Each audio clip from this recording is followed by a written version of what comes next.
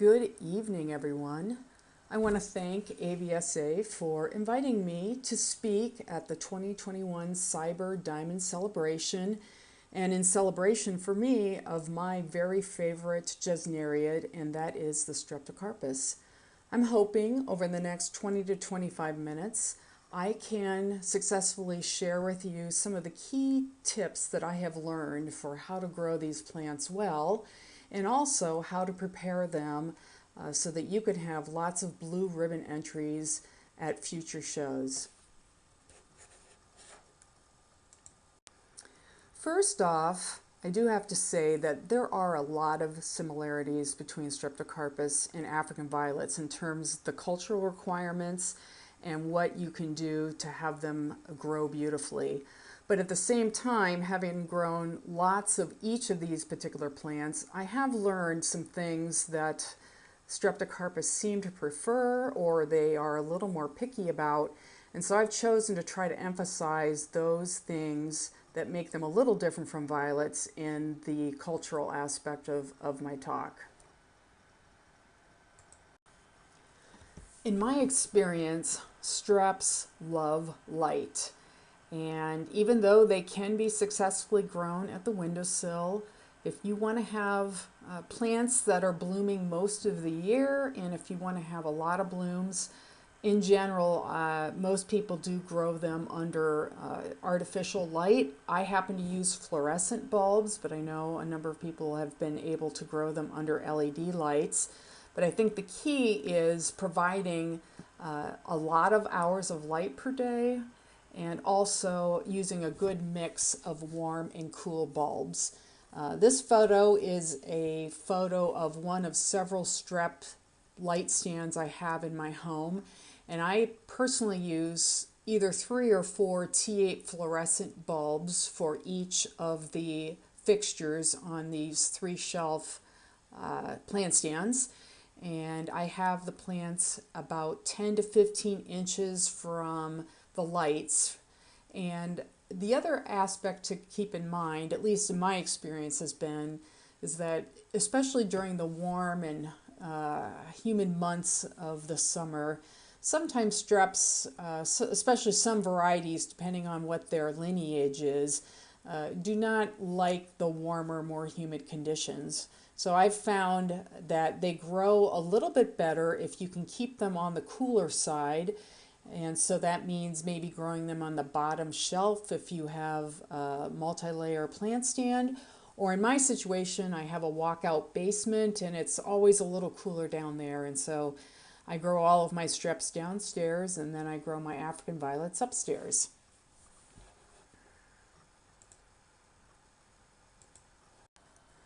Streps are heavy feeders, and what I mean by that is they need a lot of nitrogen to grow and get those beautiful green leaves, and that's where I use either a orchid fertilizer, or I preferably use pretty much these days the Dynagrow Foliage Pro fertilizer.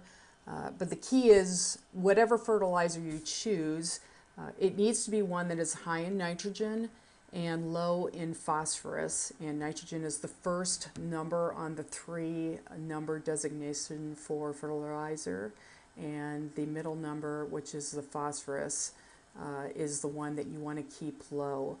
And I use about a 1/4 teaspoon per gallon of the Dynagrow Foliage Pro every time I water, and I do wick water, so it's essentially a constant feed of that fertilizer. And when I have tried to cut back on fertilizer, thinking maybe I'm over fertilizing them, I do see yellowing of some of the older leaves. So I have found that they do need quite a bit of fertilizer to keep those leaves green and to promote vigorous growth and blooming. To grow streps, I think you have to love repotting. I know some people can't stand a repot. Personally, it is my favorite activity of all time when I'm dealing with plants, because it gives me a chance to really examine the plant. But in particular, streps, especially when they're young, they really appreciate being repotted frequently. Streps need to have good root systems. They need to focus on growing foliage in their first year. And if you leave a plant in a pot for a while, they tend to slow down. And so I do repot small plants typically every 6 to 10 weeks. And even for more mature plants, I will repot a plant at least a couple times a year. The other thing that you would like to do is, especially for older plants, you can get a buildup of fertilizer salts in the soil, and I just talked about fertilizer, and so it's understandable that over time you're going to get accumulation of those salts. And I did learn this from Dale Martin that if you take your plant before you repot it, and if you flush it with a few cups of warm water in the sink and flush out that fertilizer salt, it goes a long way to essentially removing things that are kind of detrimental to the plant long term. And so you're putting that root ball that's now been cleaned into fresh soil. So that is something I do encourage, especially when you're repotting or dividing larger plants. For a long time, I resisted wicking of my Streps. I had always thought that to have good Streps, wicking would be impossible because they can be kind of sensitive to overwatering. I'm sure anyone that's grown them has seen that happen. But it became necessary for me to learn how to do it as I have a very large collection. And I do now successfully wick water my Streps, and I use a variety of pot sizes. Generally, for the smaller plants, I'll grow them in a 3 to 3.5 inch pot, and I will use one wick. But I have some very large growing Streps that are in 6-inch pots, and there I need a number of wicks. So it can be done, wicking can be done, and I'll share with you in the next few slides some of the things I think that are particularly important when you wick Streps to keep them healthy. You can see in this slide what my typical repotting media looks like. I use a 50-50 mixture of ProMix, BX, and I also use perlite as well. I don't have any vermiculite in my potting mix. I've found that vermiculite does hold a lot of water, and I have not been able to wick water Streps with any amount of vermiculite in them. And I'm also showing in this picture how I typically would pot up a larger plant. You can see I have a layer of coarse perlite at the bottom of the pot. I like to do that so that I minimize having the roots getting too wet, especially with a plant that's been freshly repotted into a new pot. And you can see here I have 4 wicks that are going to be used to wick this particular plant that I'm repotting. Here's an illustration of a plant which I just got done flush watering, and what I do is the day before I'm going to repot a plant, if I'm organized enough I'll do it the day before, I'll pull the plant out of the pot and I'll literally hold the plant in the sink and just turn on warm tap water and let it run over that root ball for a minute or two, once again to flush those fertilizer salts out. And then I'll squeeze the root ball dry with some paper towels and I'll let it sit for a day and dry out a little bit before I repot. This isn't essential to do, but especially with larger plants, I like to do this as a way to remove the salts and get them ready to repot. If there's anything you take away from the talk, and this was my biggest learning point, growing Streps, and I think it is what differentiates it most from violets, is that the placement of the crown when you're repotting is really critical to the health of the leaves.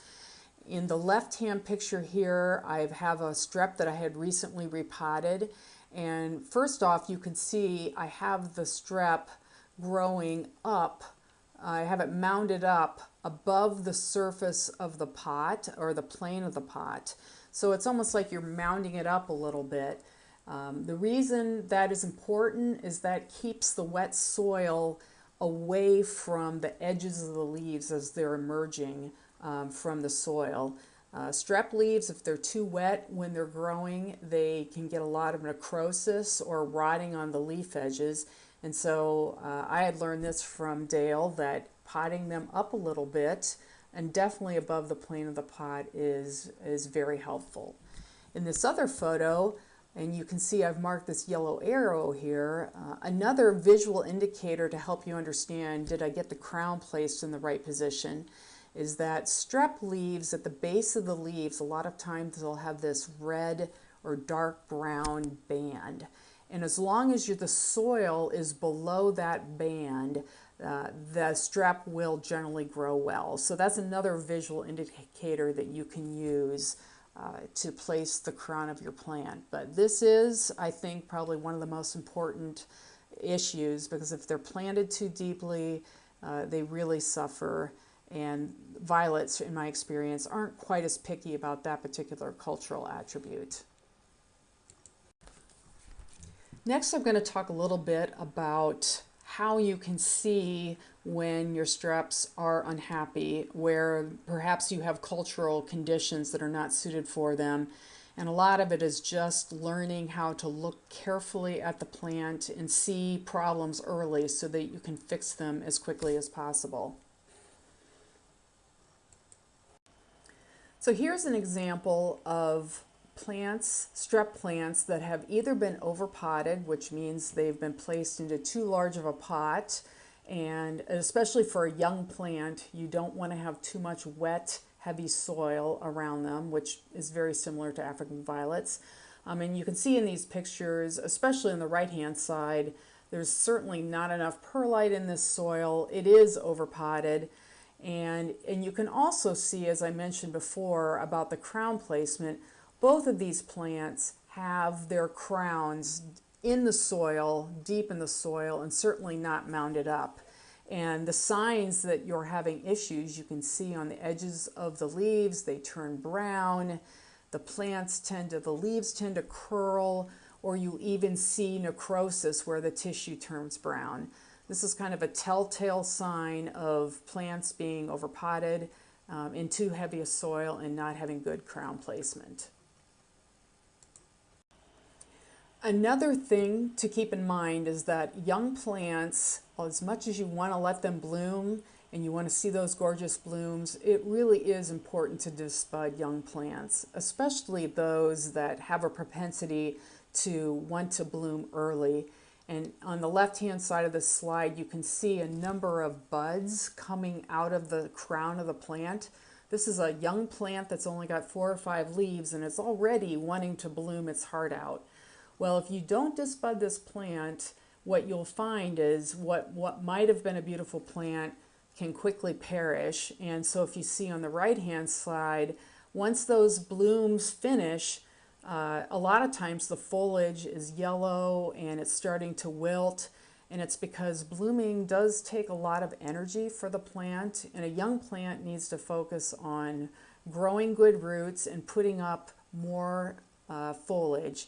And so typically I will disbud plants for at least 2 to 3 months, or until they have at least 4 to 6 healthy leaves before I'll allow it to bloom. This will pay off dividends down the road. So I would advise, if you can help yourself, to disbud those young plants before you let them bloom. Next, I'm going to transition into growing for show. And one of the first things I recommend, and just like African violets, go to shows, see what plants are growing well, what are the ones that are winning the ribbons. And I've gone to a number of African violet shows, and I always tend to find similar characteristics in those plants that win the top awards. And I have pictures of 3 plants here. Little Can, which is one that I grew for the Gesneri Society convention in 2019, but also a very nice specimen of Crystal Ice grown by John D. Saavedra, as well as a plant by Dale Martins called Dale Smoking Hot. And if you look at all 3 of these plants, you can see some characteristics that are similar. These plants are multifloral, meaning there's a lot of buds on each of the bloom stalks, and they're relatively simple blooms.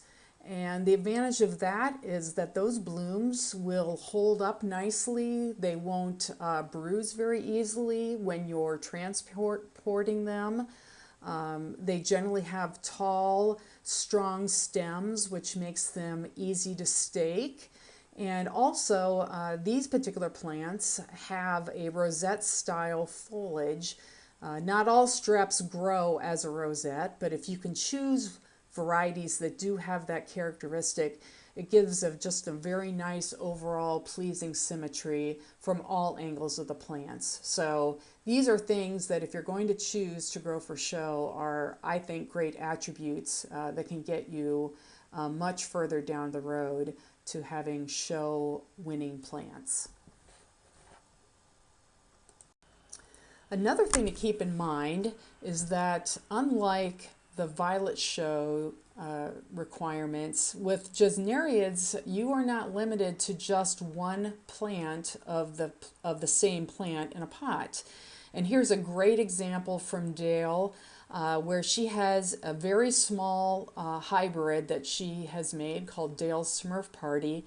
And to maximize the amount of bloom on a very small plant, in this photo, she has 7 of these plants in a 3-inch pot, and look at it. It is absolutely stunning. So if you choose your varieties well, ones that can grow well together, you can put multiple plants in a pot. And so that's another way to get a really nice head of bloom without having to take an individual plant and grow it large. So I thought this was a great example of multiple plants in a single pot. So what are the things that you have to think about a few months before show? First off, you do want to do your final repotting then. At that point, you want to give it a good batch of fresh soil that it can grow into. You want to remove any strep leaves that have started to yellow, or it's apparent that they don't have too many cycles of bloom stalks to put up. It's better to remove more leaves, I say, than to leave too many in the pot. And you also want to thin the foliage to avoid overcrowding and to improve the overall foliage presentation. Here's an example of a strep that I was considering entering into a show. And this is Canterbury Surprise. It's a very beautiful old hybrid, and it's very well known for its striking variegation, and it's also a very large growing plant. And for entering this, my goal was to focus really on the foliage presentation, and the blossoms would be a bonus. But you can see that it looks pretty unruly, and there's some things that I could do to clean it up a few months before show to give it a much better distribution of the foliage. So I removed the leaves that are shown with the X's, and as you can see, it dramatically changes its overall presentation. It's much more symmetrical, and hopefully those leaves, having been removed, will bring more light into the center of the plant, and I might be able to achieve a few blooms before showtime.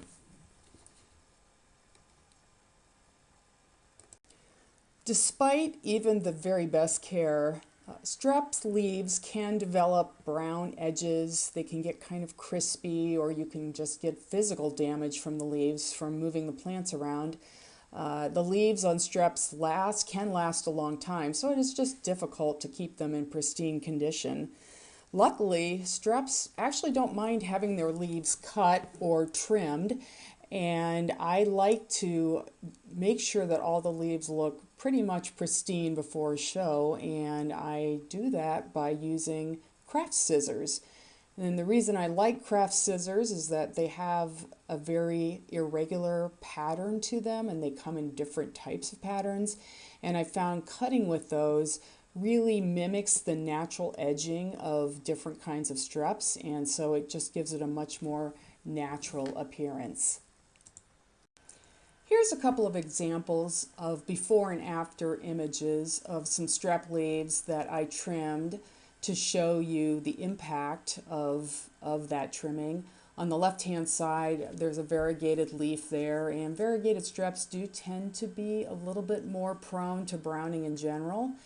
And on the right-hand side, definitely, this is a leaf that the judges are going to notice and take points off because of the cultural imperfection. And by using scissors and then mimicking the shape of the leaf, you can essentially make that leaf look very healthy and you won't have points taken off. The other aspect of doing this kind of grooming, it is important to do it really the day before the show, because these cut edges will eventually turn brown after 3 or 4 days. But as long as you do this essentially in your grooming either the day of the show or right before, that cut leaf will look very good for the duration of the judging. So my last growing for show tip, and I feel this is one of the disadvantages of growing streps and showing them, is that they can be kind of difficult to load up into a car and transport and unload. The blooms can fall off pretty readily, and they can also get bruised, and bloom stalks can break. And so there are ways to transport them to try to minimize some of that.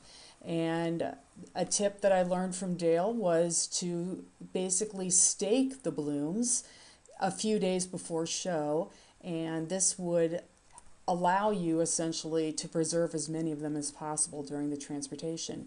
And the way I've approached it is I use chopsticks, as you can see in this picture, and I try to gather 2 or 3 bloom stalks together and then gently tie them to the chopsticks.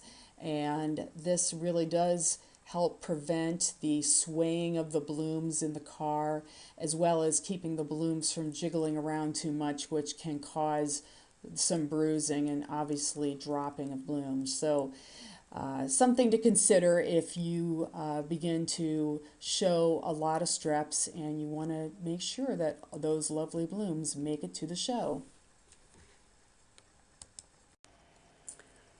So here we are. It's show time, and this is a picture of several of the plants that I entered into the 2019 Gesneriate Society Convention, which was in Cincinnati, Ohio. And hopefully through the course of this presentation, you've learned some of the things that I've had to learn the very hard way in terms of how to grow these beautiful plants and how to exhibit them in a show. Finally, I'd like to thank 2 people. On the left is Mel Grice. I met Mel very early on at my first African Violet show I went to, which was in 2015. And Mel has just been a very enthusiastic and knowledgeable person, and he's really helped me not only grow better streps, but I'm growing all kinds of things thanks to Mel's enthusiasm. And on the right, Dale Martins. She's a great grower. She's also has many wonderful strep hybrids, and she, as you could tell from my talk, has given me a lot of very specific tools and hints for better growing and showing, and I do thank her for all of her support.